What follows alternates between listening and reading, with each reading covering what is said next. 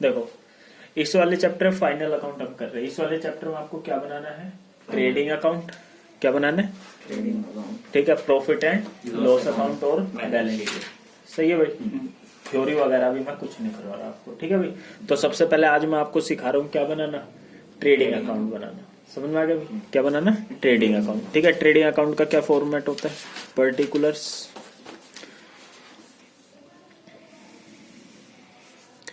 Amount,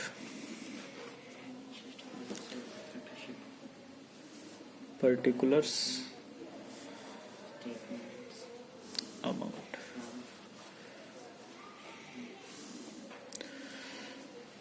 ठीक है भाई, कर स्टार्ट। देखो यहाँ क्या आता है सबसे पहले? Opening stock. क्यों आता है ये सब बाद में करेंगे, अभी पहले करना सीख लो। यहाँ क्या आएगा मेरे भाई? Opening stock. कोई दिक्कत तो नहीं है मेरे भाई? ओपनिंग स्टॉक पता है क्या होता है? जो साल हम स्टार्ट करते हैं अपनी अकाउंटिंग, उस साल जो दुकान में माल होता है जितना भी होता है उसे क्या बोलेंगे? Opening stock. हाँ, 1 अप्रैल 2000 जो भी होगा। आ बेटे समझ में? ठीक है। अब हम इस साल क्या करते हैं? कुछ परचेज करते हैं। परचेज में से क्या माइनस कर देंगे? परचेजेज रिटर्न क्या कर देंगे? माइनस।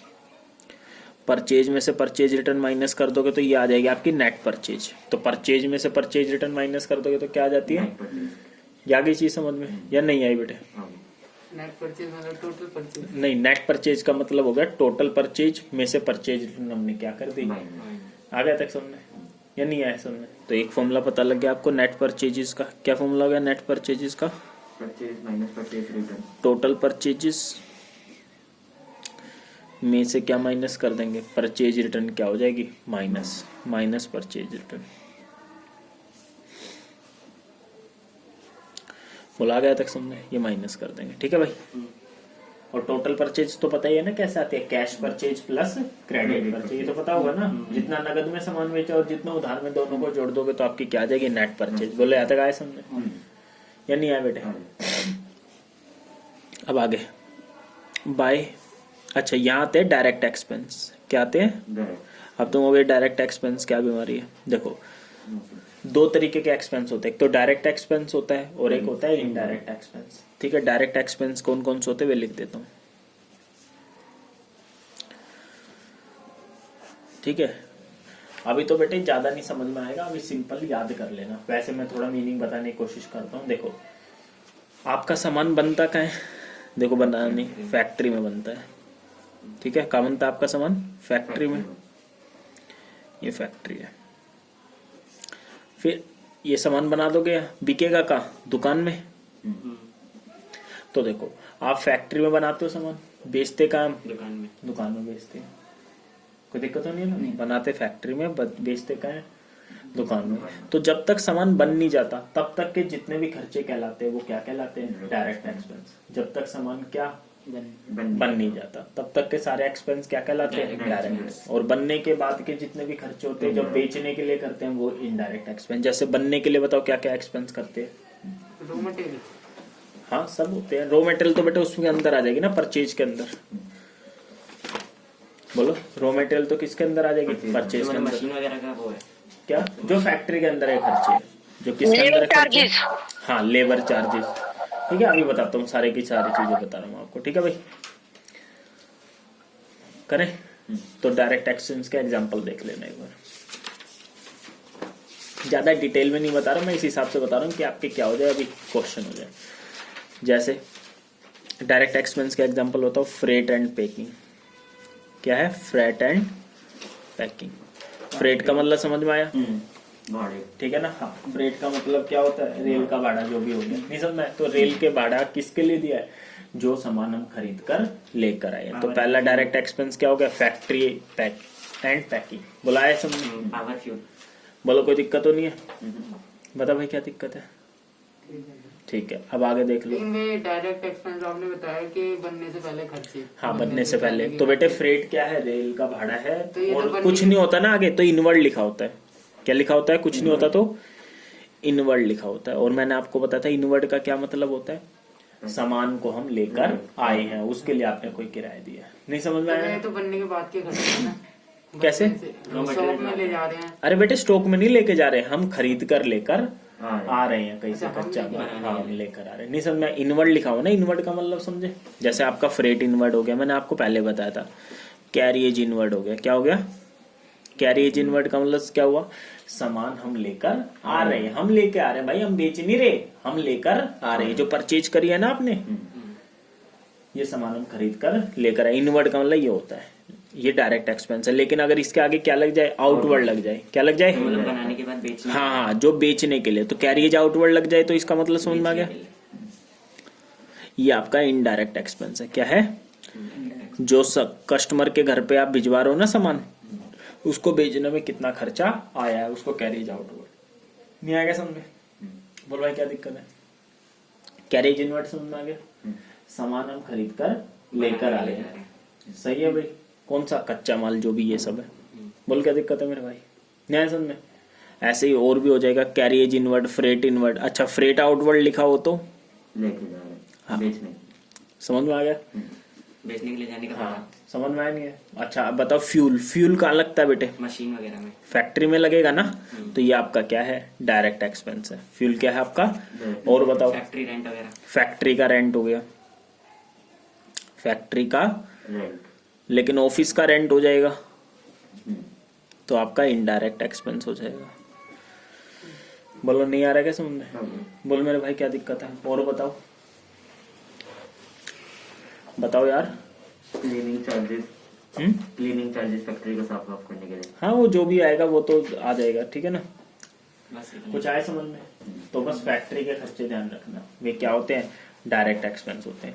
बोलो डेप्रिसिएशन आपका इनडायरेक्ट एक्सपेंस होता है, ध्यान रखना, क्या आ गया तक समझ, डेप्रिसिएशन ध्यान रखना क्या होता है आपका, इनडायरेक्ट एक्सपेंस। तो फैक्ट्री से पहले के जितने भी खर्चे होंगे, फैक्ट्री से पहले मतलब समझना, रेल वगैरह में क्या लेके आ रहे हो आप, कच्चा माल वगैरह लेके आ रहे हो, नहीं समझना, फैक्ट्री का जितना भी खर्चा होगा सारा का सारा क्या होता है आपका, डायरेक्ट एक्सपेंस होता है। बोलो या तक आए समझे, बोल भाई क्या दिक्कत है तेरे को, आगे समझे। तो इस पे अब दो चार क्या कर लेंगे क्वेश्चन, तो यहाँ सेल्स आएगी, क्या आएगी, सेल्स, सेल्स में से सेल्स रिटर्न क्या हो जाएगी, माइनस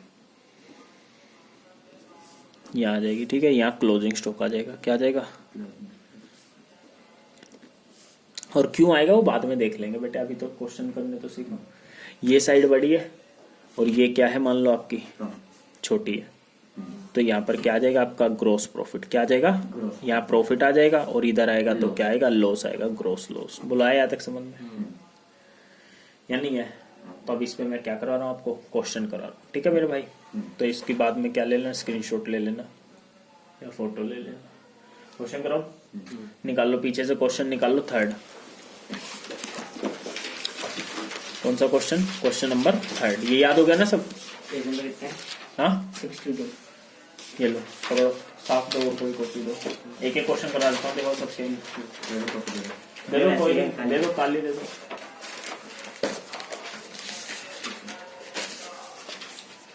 तीसरा हम्म, ट्रेडिंग में कौन सा,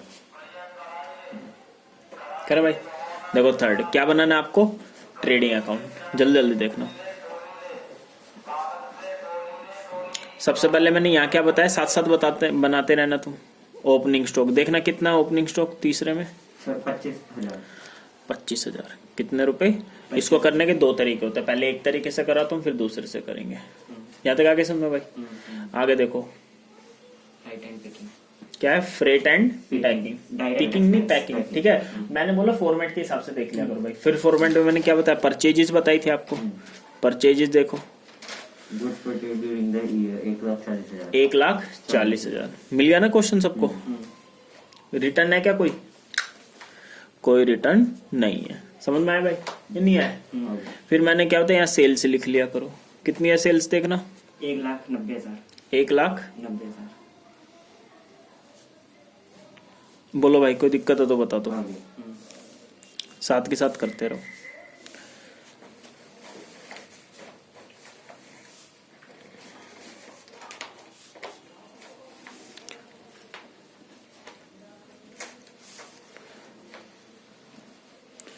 ठीक है भाई। अब भाई यहाँ लिख लेंगे क्लोजिंग स्टॉक, कितना है क्लोजिंग स्टॉक देखना, 30,000 का, 30,000 रुपये। बोलो यहाँ तक आए समझ में या नहीं है, तेरे क्या दिक्कत है भाई? इधर आई नहीं, क्या नहीं समझ में? इधर दोबारा अबे फॉर्मेट देखना, फॉर्मेट तो देख नहीं रहा है। देखो जिसको नहीं समझ में आया तो अभी मैंने फॉर्मेट बताया था, ओपनिंग स्टॉक लिख दिया, परचेज लिख दिया, यहाँ क्या लिख दी सेल्स, यहाँ क्या लिख दिया क्लोजिंग स्टॉक हो गया। अब डायरेक्ट एक्सपेंस और देख लो, क्या देख लो, देखो थर्ड क्वेश्चन में डायरेक्ट एक्सपेंस कौन कौन से, एक तो ये भी डायरेक्ट एक्सपेंस है।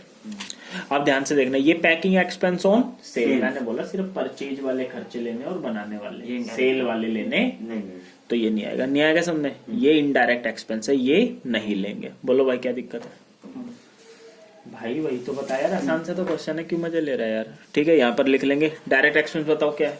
Freight and packing. 10,000। ठीक है बेटे, एक बार बताओ पैक किसे करेंगे? तो बताओ क्या होता है? दो तरीके की पैकिंग होती है। एक तो बेटे तुम मान लो कोई जूते चप्पल लेने चले गए, एक तो वो सिंपल डब्बा नहीं होता, वो डब्बा क्या होता है? डायरेक्ट एक्सपेंस ही तो फैक्ट्री में तो पैक होता है, बिना डब्बे के बिक जाएगा क्या वो? लूज माल लेते हो वो तो बाजार में मिलता है, नहीं समझो। डब्बा वब्बा क्या करेगा? Packing expense. फिर उसको और एक और अच्छी पैकिंग करने के लिए होता है। जैसे आप दुकान में मिठाई लेने जाते हो, एक तो डब्बे में डाल देते हो, फिर दूसरों से अलग से चढ़वाओगे, ये वो तो बेचने के लिए जो अलग से कर रहे हो उसकी जरूरत होती नहीं है ना भाई, समझ में? हाँ, तो वो ये वाले दे रखे थे, यहाँ लिख रखे थे ना पैकिंग एक्सपेंस ऑन सेल, तो कस्टमर अपनी तरफ से अलग से पैकिंग करवा रहा है इसे। बोलो नहीं आया क्या समझ में? ना बेटे इसको फैंसी सा करो, गिफ्ट देना, आजकल गिफ्ट वाला भी तो बहुत सिस्टम चला हुआ है ना, गिफ्ट देंगे तो अलग से कुछ करो, नहीं समझे क्या? कस्टमर को पैसे देने पड़ेंगे। हाँ हाँ ठीक है, उसे छोड़ दो। मान लो नहीं ले रहे हम कस्टमर से, वैसे जब तो हमारे लिए एक्सपेंस है, कस्टमर पैसे दे देगा तो हमारे लिए एक्सपेंस की चीज है। भाई यार इतनी डिटेल में मत जाओ भाई, पैकिंग एक्सपेंस और सेल लिखा वो इनडायरेक्ट नहीं आएगा, बात खत्म हो गया। क्यों दिमाग की दही कर लो तुम? बोलो नहीं आएगा समझ, आसान सी तो चीज है। बोलो भाई, जब थोड़े बड़े हो जाओगे अपने आप ही समझ में, अभी क्वेश्चन तो कर लो। फिर रिटर्न एंड पैकिंग देखना कितना है? 10,000 बस टोटल कर लो। कौन सी साइड बढ़िया देखना? डेबिट है क्रेडिट है? क्रेडिट है। क्रेडिट में कितना आ रहा है? 220। यहाँ भी कितना लिख देंगे? 2,20,000। 220 में से इसे ऊपर वाले को क्या कर दो? माइनस कर दो। कितना आएगा? 1,40 और 1,65, 1,75 क्या कर दो? माइनस 45,000। देखना आंसर, ये आ गया आपका ग्रोस प्रॉफिट। ठीक है, उतार लो एक बार। अगला क्वेश्चन तुम स्क्रीनशॉट ले देखो। फिफ्थ क्वेश्चन देखो एक बार। फोर्थ नहीं करना, पहले क्या करना है? फिफ्थ। ठीक है, पहले फिफ्थ करना है। ठीक है, परसेंटेज वाले अलग से बताऊंगा नेक्स्ट क्लास में। देखो परचेज भी है, ओपनिंग स्टॉक भी है, purchase, sales return, sale, purchase return, closing stock, carriage inward. Carriage inward क्या होता है? Direct expense. लेकिन कैरिएज आउटवर्ड होता है ना, वो इनडायरेक्ट होता है, वो नहीं आता है। नहीं समझो बेटे। और कैरिज इनवर्ड बता दिया, जब सामान हम खरीद कर लेके आए ना अपना कच्चा माल वगैरह, वो वाला खर्चा। तो ये फैक्ट्री में आने से पहले का ही तो खर्चा है। डेप्रिसिएशन आपका क्या होता है? Indirect expense. ध्यान रखना है, डेप्रिसिएशन इनडायरेक्ट एक्सपेंस। बोला है समझ आता या नहीं है? कोई दिक्कत नहीं है। करे क्वेश्चन भैया। फिफ्थ बोलो भैया, ओपनिंग स्टॉक बोलना। 23,000। ओपनिंग स्टॉक भी 20,000 है। 23,000। पांचवा क्वेश्चन करना है। आगे परचेज भी है और परचेज रिटर्न भी है। परचेज कितनी है? 29,000 और रिटर्न कितनी है? 2,400 है ना। यहाँ परचेजेस लिखेंगे कितना? 29,000 है ना। माइनस कर देंगे परचेजेस रिटर्न। इसका एक और नाम होता है रिटर्न आउटवर्ड। कितनी है? 2,400। 26,600। आ गया तक समझ में? Sale 25,400, return 500। यहाँ लिखेंगे बाय सेल्स 25,000 माइनस क्या कर देंगे? रिटर्न कितनी है? 500। 24,900। कितना हो जाएगा? 24,900। बेटे क्लास ओवर हो जाएगी, फिर से लिंक आएगा, ध्यान रखना। ठीक है, तुम लेट ज्वाइन हुए 10 मिनट। यहाँ तक आया सर या नहीं है? और यहाँ क्या लिख देता है? Closing stock. कितना है क्लोजिंग स्टॉक? देखना। क्लोजिंग स्टॉक हाँ 47,700। 47,700। बोले यहाँ तक आए समझ? बस अब डायरेक्ट एक्सपेंस देख लो। कितने डायरेक्ट है? एक ही है, कैरिएज इनवर्ड 100 रुपए।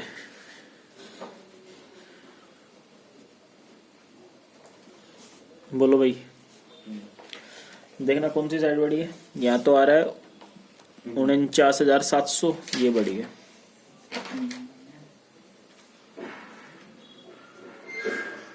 72,600 में से क्या माइनस कर दो, 49,700, 22,900। देखना सही है प्रॉफिट। ग्रोस प्रॉफिट आ गया भाई सामने, ले लो स्क्रीनशॉट ले लो। देखो भाई छठा क्वेश्चन देखो, ओपनिंग स्टॉक कितना है इसमें, 2 लाख। बोलते जाओ फटाफट। 2 ओपनिंग स्टॉक 2 लाख। कितना है, 2 लाख रुपए है ना। सेल्स है 14,000। पहले ये बोलो परचेजेज बोलो। 8,50,000। परचेज 850, परचेज रिटर्न नहीं है।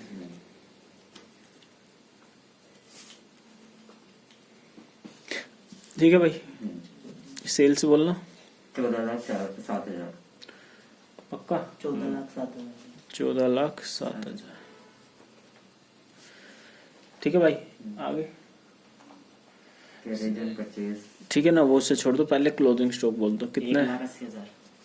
1 लाख। यहाँ तक आगे भाई समझ में या नहीं है।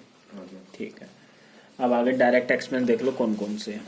देखो सबसे पहले कैरिएज ऑन परचेज। कैरिएज किसके ऊपर, परचेज। तो डायरेक्ट एक्सपेंस है। बाकी कोई नहीं। हाँ, आगे देखो कैरिएज ऑन सेल्स है, तो ये इनडायरेक्ट एक्सपेंस है, ये डायरेक्ट एक्सपेंस नहीं है। ऑफिस रेंट ऑफिस एंड ये सही है, इनडायरेक्ट एक्सपेंस है, फैक्ट्री का खर्चा नहीं है। बोला है समझ में, तो बस ये बोल दो कैरिएज ऑन परचेज कितना है, 23,000। कितना है कैरिएज ऑन परचेजेस, कितने रुपए भाई, 23,000। आया कुछ समझ में। ये कस्टमर के लिए डायरेक्ट एक्सपेंस होगा। अरे कस्टमर को छोड़ यार, कस्टमर के ऐसी तैसी, हमें देखना है ना अपने आप को।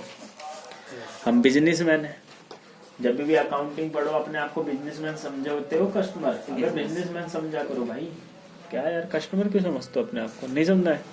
बिजनेसमैन हम बहुत बड़े बिजनेसमैन, समझ में आया भाई। चलो देखो क्लोज कर लो, 14,7 और 1,80 कितना हो जाएगा, 15,87,000। नया समझ में, 15,87,000 बुलाया समझ। इसमें से माइनस कर दो, कितना 850 और 2 लाख कितना हो गया, 1050, 1073। इसमें से क्या कर दो माइनस, 5,14,000। देखना सही है। 2। अबे मैं सरप्लस लिख रहा हूँ क्या, नेट प्रॉफिट लिखना है, वो ग्रोस प्रॉफिट लिखना है, सरप्लस तो नहीं लिख दिया ना मैंने। Gross profit. हाँ, हर बार ग्रोस प्रॉफिट ही लिखना है। बोला है सबने, जब 12th वालों का वो चल रहा है चैप्टर एनपीओस में सरप्लस लिखते हैं। ठीक है, याद तक आए बेटे सबने या नहीं है। छठा क्वेश्चन भी आपका हो गया। अब इसमें मुझे क्या बतानी है, नई चीज बतानी है। ठीक है, एक बार 7वां कर लो अपने आप। कौन सा 7वां, अच्छा अब ध्यान रखना, वेजेज एंड सैलरीज लिखाओ, वेजेज एंड,